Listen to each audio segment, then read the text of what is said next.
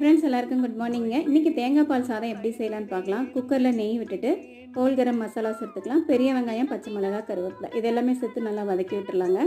இஞ்சி பூண்டு paste ready பண்ணிக்கலாம். மீடியம் சைஸ் தக்காளி 2ங்க. தேங்காய் பால் வந்துட்டு ஒரு 3 டம்ளர் எடுத்து வச்சுக்கலாங்க. இப்போ வெங்காயம் வதங்கி வந்தோன்னா இஞ்சி பூண்டு பேஸ்ட் விட்டுட்டோம். தேங்காய் பால் ரெடி பண்ணி வச்சுட்டு பாருங்கள், ஒரு 3 டம்ளர் அளவுக்கு எடுத்திருக்கேன். இப்போ தக்காளி சேர்த்து நல்லா வதக்கி விட்டுட்டேங்க. நான் வந்து ஜீரக சம்பா ரைஸ் தான் சேர்க்குறேங்க. மல்லி புதினா சேர்த்தாச்சு.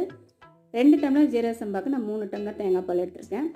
ரொம்ப சூப்பராக உதிரியாக நல்லா பொலன்னு வருங்க.